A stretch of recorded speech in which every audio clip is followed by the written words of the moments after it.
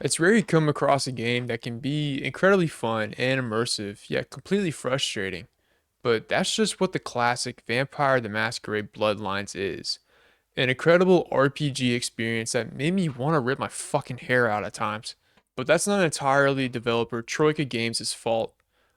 A lot has been said already about the game's development cycle, like how the developers might have bit off a little more than they could chew and got overly ambitious, or how it was rushed by publisher Activision and released in an unfinished state, which then led to fans modding the game and releasing an unofficial patch, restoring cut content, and fixing bugs.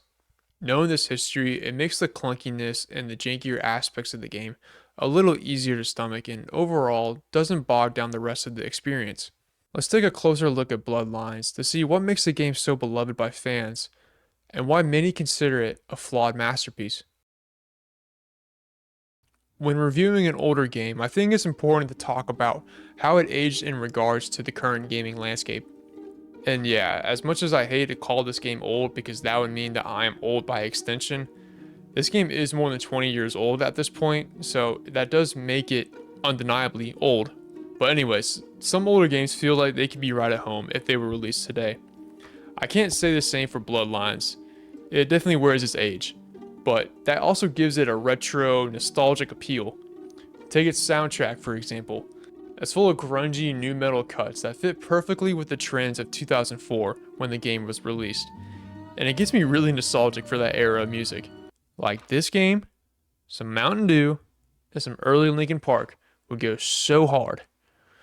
Anyways, other aspects of the game's design were definitely of its time. Open worlds hadn't really been fully adopted into gaming just yet, so instead, Bloodlines has these four quasi-open hub worlds that you're free to explore and jump in between. There's Santa Monica, downtown LA, Hollywood, and Chinatown, each with their own quests and characters to talk to. These sections feel more like glorified levels rather than open worlds, but I think that's because the template for open worlds wasn't really there yet. I'm sure if the game were made today, these sections would be part of one giant open world rather than broken off into their own parts that require a loading screen to hop from one to the next. The UI, particularly the inventory screen, is definitely rough on the eyes. It all seems out of focus for some reason and definitely isn't what modern gamers are used to. And as is typical of older games, autosave checkpoints aren't as consistent as us modern gamers are used to. There are moments where I maybe lost like 15 to 20 minutes of progress because I forgot to quick save.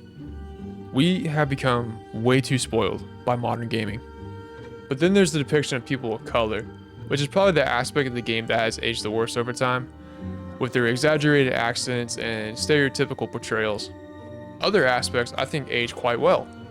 Bloodlines allows you to switch seamlessly from first and third person perspectives, a mechanic which was later popularized by Bethesda and Skyrim and their Fallout series.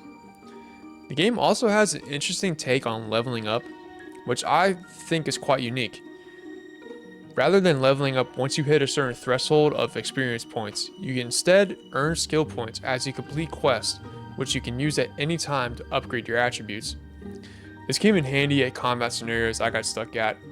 If I had the necessary amount of points, I could upgrade my defense or my attack abilities before walking into a fight to give myself a better shot at surviving. This mechanic I wouldn't mind seeing in other games. I feel like it keeps progression fluid and gives every quest a sense of gratification. The RPG elements are what make Bloodlines so beloved. You start the game by taking this kind of BuzzFeed-like personality quiz that determines what class of vampire you should play as. I don't know why, but I absolutely love this mechanic, and I wish more games would adopt it. I think it makes the class that I get feel personal to me and allows me to get more immersed in the game. Like imagine in Skyrim, if you could take a quiz to determine what race your character should be. The Pokemon Mystery Dungeon games have the same personality quiz mechanic to decide what Pokemon the player should be, and that was my favorite part of those games too. Of course, if you don't like the race of vampire the quiz gives you, you can always choose your own. Like most RPGs, each class has their own unique traits and quirks. Some classes are better at combat, while others are better at stealth or charisma. If you're an Nosferatu, you're going to have a completely different experience than the other races of vampire. It seems like every class is going to have its own unique playthrough, making second playthroughs a must. I would love to play this game again, this time as a Nosferatu. I play as a Malkavian, who are a race of vampires who are all collectively insane, so they have very weird dialogue options. Every character interaction, I was saying something crazy or hilarious to somebody, and that was easily the highlight of my playthrough. Are you the fleet-footed god? What does that mean? Mercurio, if that's what you mean. Oh, shit, you're a Malkavian, aren't you? Damn, that's the last thing I need. I'm bleeding all over the carpet. I can't even understand what the hell you're saying. Someone in chat told me about all the unique Easter eggs that come with the class, and that was really enjoyable discovering all of them. Alright. 1, 2, 3. Hey! Hey, look at that, man. Look at that. The crowd loves me. Hometown hero. Yeah, NBA should call me in for the slam dunk contest. I'm sure that'll drive the ratings up. The world building of this game is so unique and integral to both the story and the gameplay. You live in a world where vampires, werewolves, zombies, and all manner of monsters exist, all unknown to the normal human population. You have to feed on humans' blood to power your vampiric abilities without them knowing, or you risk breaking what's called the Masquerade. Break the Masquerade enough times, and the game is over. Additionally, you can't kill the humans you feed on, or you'll lose your humanity, which is another meter you have to keep track of, or you'll become an uncontrollable feral beast. I lost my shit on a few characters a couple times because my humanity was too low. I don't know where you came from, but I will never forget this kindness. What? No, no, no, no, no! Why am I doing that? Why am I doing that? No, no, no, no, no, no. Bro, what?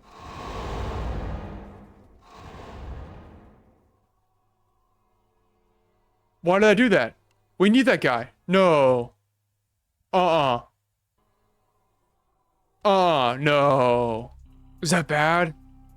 We need that guy, don't we? No. You don't need him anymore? Okay, thank God. Oh, dude.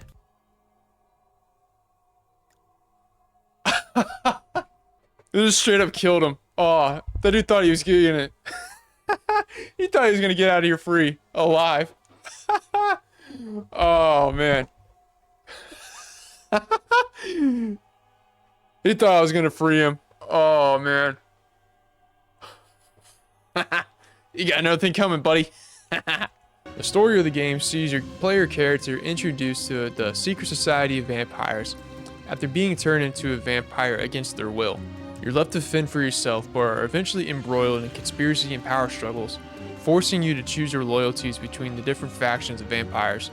The game introduces you to a whole cast of great characters with excellent voice acting to boot. A few titans of the voice acting industry lend their talents to this game, like John DiMaggio and Grey DeLisle, who both deliver amazing performances. Came home drunk one day and mistook me for Therese. Because I'd fallen asleep in her bed. Don't listen to her. She's lying. Therese walked in while he was there, and she saw me lying with him, and so she went to the closet and pulled out his hunting shotgun, loaded it with deer shot, and blew his mind out all over the silly clown wallpaper. That's a lie. Father killed himself because of Jeanette. She made him miserable. As I recall, he died with a smile on his face. Quests are meaningful, they never feel cheap or repetitive. Some quest lines are exclusive to your vampire's class, making replayability more of a necessity. A lot of times you can attack a quest a number of different ways, whether you want to take the stealthy approach or go in guns a-blazing, that's up to you and how you want to play. Combat is clunky and definitely not the game's strong suit. This is where Bloodlines' jank shows its ugly head. You have a number of melee and ranged weapons at your disposal, but melee combat can be floaty, and guns can still be inaccurate, even with high stats. Enemies can be easily overwhelming, and they all have deadly accuracy for some reason. A lot of minor combat scenarios can be avoided if you have the right stealth stats and vampiric abilities, like the one that turns you invisible. But towards the end of the game, Bloodlines becomes very combat heavy, probably due to developers having to rush to complete the game. Hopefully by this time though, you're well upgraded and know how to handle yourself in a fight, but it can still be very frustrating. Then there's the boss fights, which were the source of most of my frustration with the game. The issue with these bosses is that a lot of the time, there's not an alternative to fighting them. No talking your way out of it, no avoiding them altogether, you're just stuck having to fight them. So if you're not equipped for the fight, or you put all your skill points into stealth and none into combat, then you're gonna have a hard time. It's like Deus Ex Human Revolution in that regard, where you get shoehorned into clunky boss fights that you're not equipped for. Plus, there's not really a trick to these boss fights. They're just bullet sponges. There's no strategy, and a lot of the times I found ways to cheese the fight, like this one boss encounter where I discovered if I crouched, then I could avoid taking damage. All I had to do was crouch. All I had to do is crouch, and that solved everything. I wiped the fucking boss out in 5 seconds. All I had to do was crouch. What's up with that, man? Come on, dude. I think you can also chalk this up to the game being released in an unfinished state. Even the Chinatown area of the game feels underdeveloped. There's significantly less stuff to do there, and the whole area feels empty compared to the Santa Monica or downtown sections. I played this game with the unofficial patch, and I suggest you do too if you want the best experience.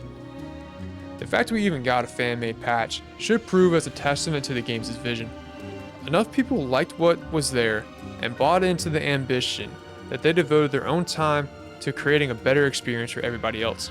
If you like RPGs that put an emphasis on the role-playing, then this is a staple of the genre, and one you should check out if you're just willing to overlook the jank, the clunkiness, the etc.